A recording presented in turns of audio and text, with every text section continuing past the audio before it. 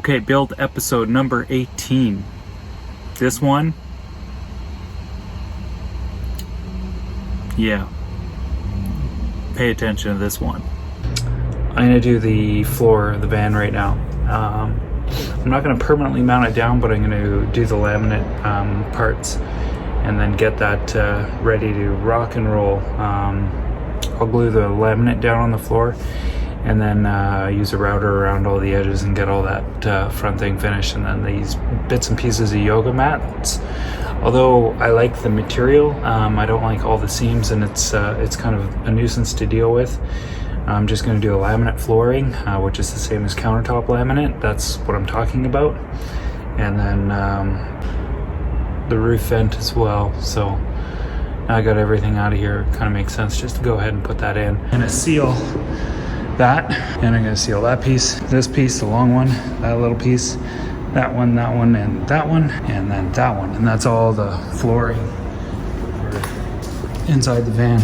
And to seal it is just to give it a little extra treatment so that in the event of moisture and stuff like that, it just protects it a little bit more. And then after that, I've got some laminate for that stuff, and that is right here. And I was going to buy a full sheet, but a full sheet of this material is a little over $100. And this is a really nice look. And these things were $6 each. So I bought 5 of these pieces, or 2x4 feet, for $35, tax included. And I'll just butt them up against each other in there, and they should be pretty clean as far as the line that goes right there. I'll make it look nice. So anyway, that's the plan. I'll give this stuff a little quick buff with the sander and get that one up really good. And then yeah, that's it.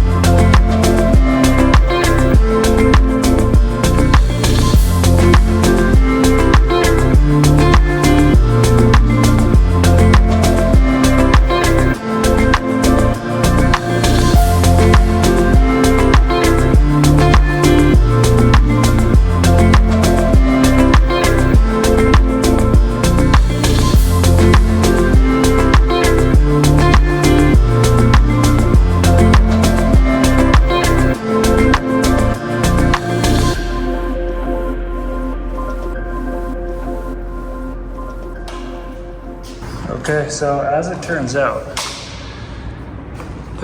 there's a rib right about here, so the fan's actually got to go back, but in order to do that, it'll overhang like that, and that's no good because it's not going to be able to close all the way.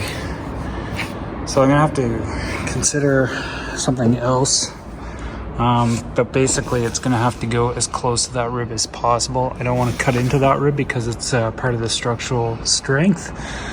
And then what I might be limited to doing is I might have to put the panels this way, which isn't the end of the world, but and I can certainly build off of this roof rack and get them to be behind. I don't actually have to use these OEM rails necessarily, or I could use them and I could just put the panels on top of them, but it's going to be pretty tight. So we'll see. For now, I guess this guy is going to go right up as close as it can go to the front rib, and that's it. So I'm going to get that all marked out right now.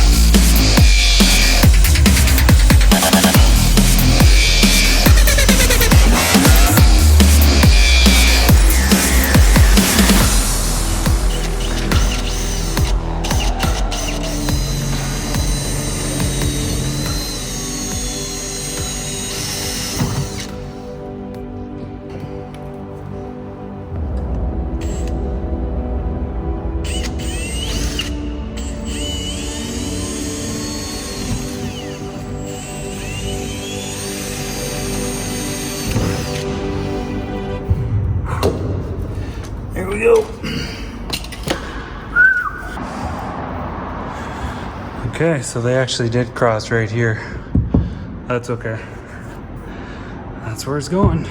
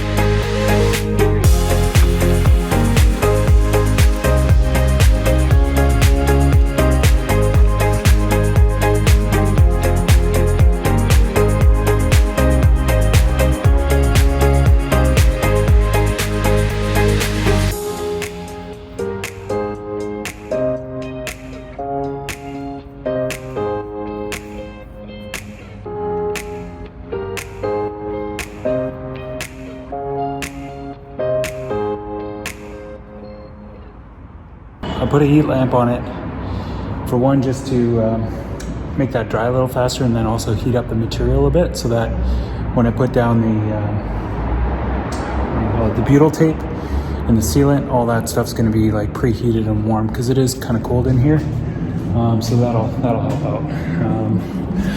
So while that's doing that, I'm going to flip over all these pieces of plywood and do up the other side with that sealant. And I'm also going to seal up that little piece that I just cut to go on the inside of the where the Maxxair fan is. And the reason I did that is a friend of mine, Chrome, gave me a tip, and he said that actually a wooden trim on the inside helps to anchor in the screws, and it makes complete sense for sure. So that was a really good tip. Thanks, buddy.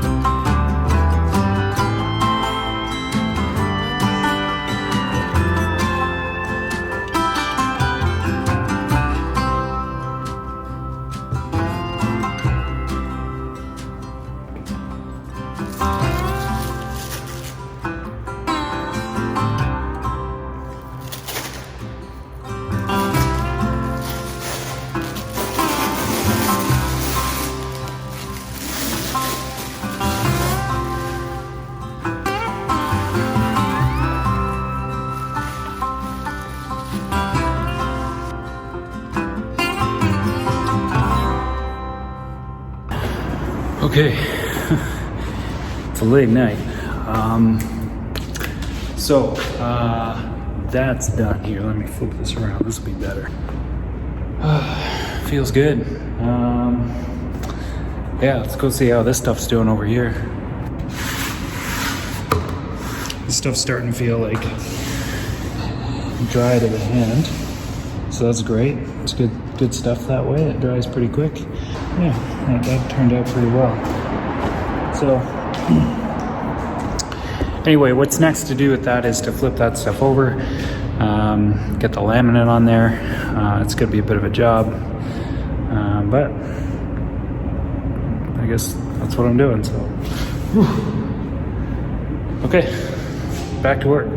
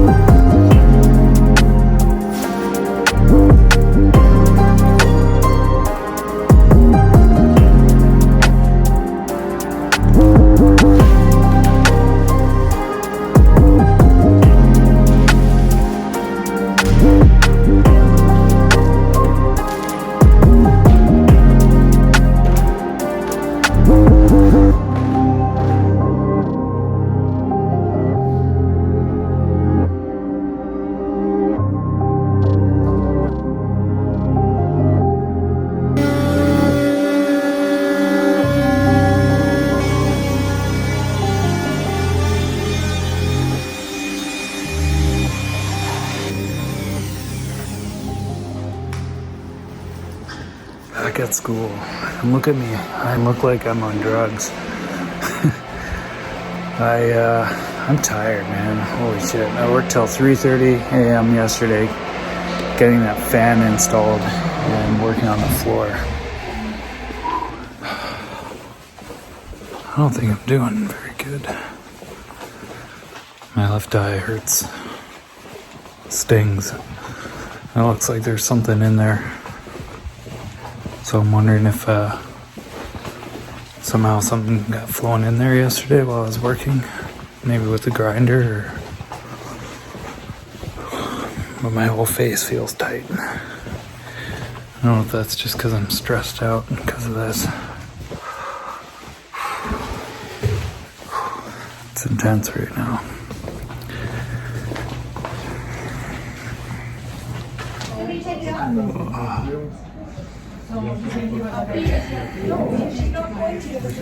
This sucks.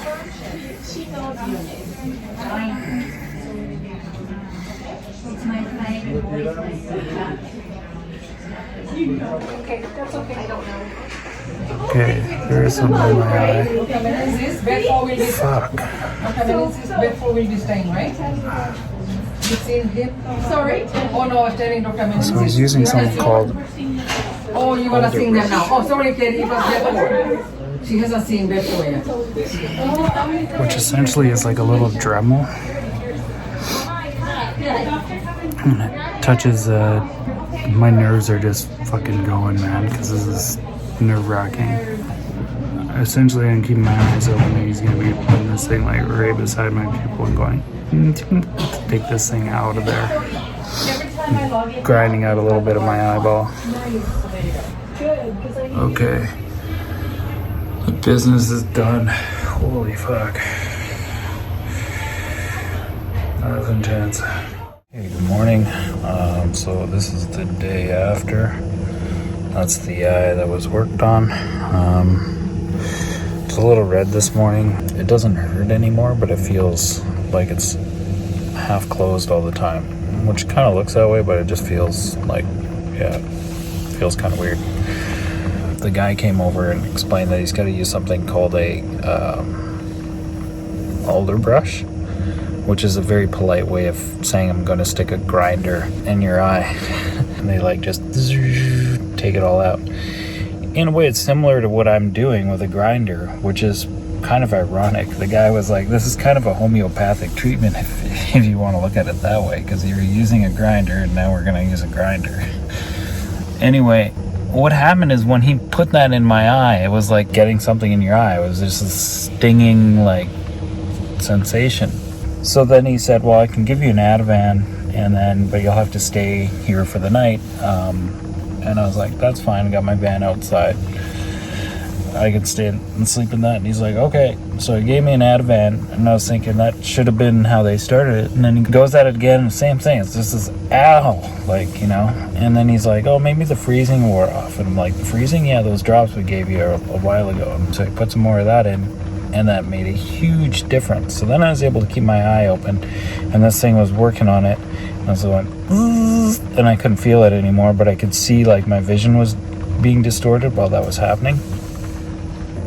Anyway, it took a little bit of time, but it got sorted, and he's like, I got it, it's good, everything's clean in there. He had a second look and then sent me on my way with the antibiotics.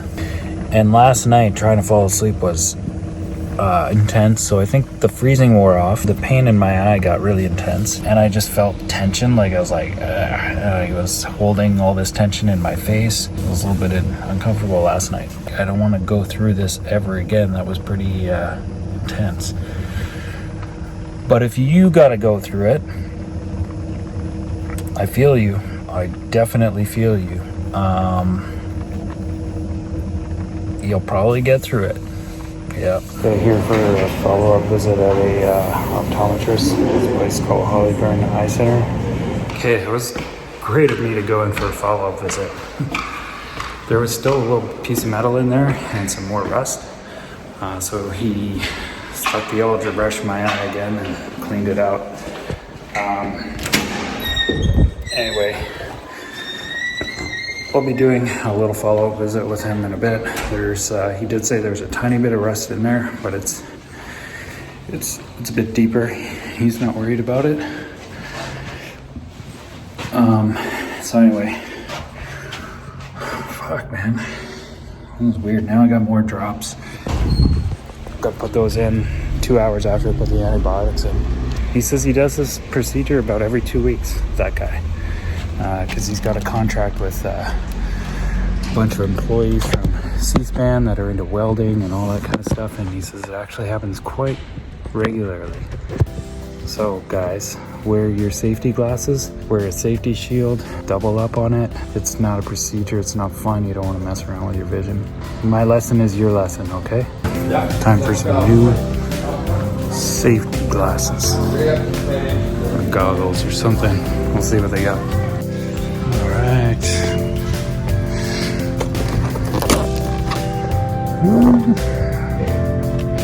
Maybe.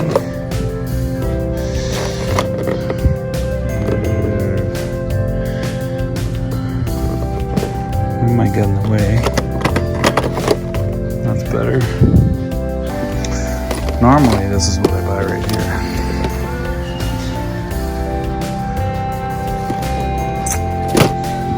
Not this time.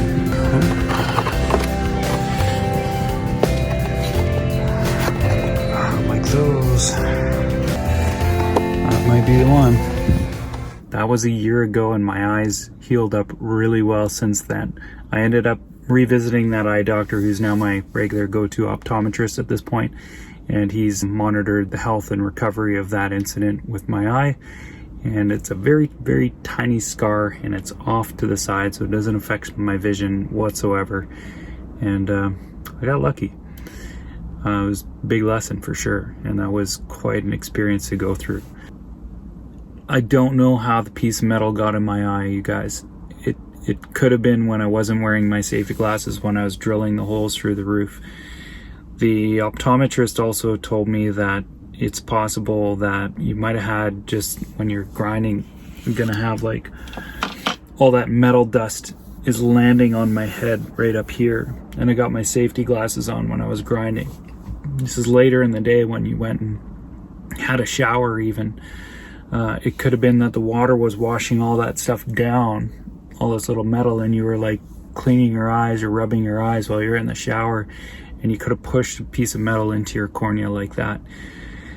So it might not have been a case where it was just even something flying into the eye. I could have just pushed it into my eye. So it really raised awareness around, you know, not just wearing safety glasses when you should be wearing safety glasses, but also just when you're around some, you know, really fine kind of dangerous particles and stuff that might end up getting in your finger, which eventually might rub into your eye. So it's just, I'm just sharing that because it's a little bit of something else to be aware of for those of you out there that maybe aren't grinding metal, but you might be around some other stuff. And then as far as preventative maintenance, I mean, there's a whole bunch of things I could get into with that, but I'm not going to. I do have something that I use in the van ongoing. Basically, it's like, it's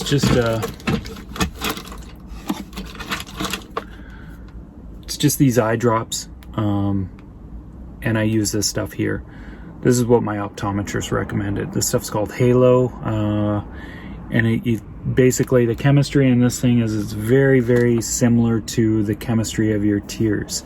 And he says that's really important because a lot of the over-the-counter stuff just doesn't represent that the same way, and can make you almost dependent. Like, it, not dependent,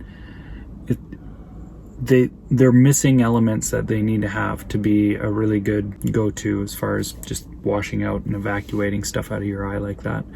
So that's just good for, like, you know, fine particulate and stuff like that, or just if I have dry eyes and whatnot. But I can still wash my eyes out with distilled water, emergency eye wash solution, that sort of thing in an emergency.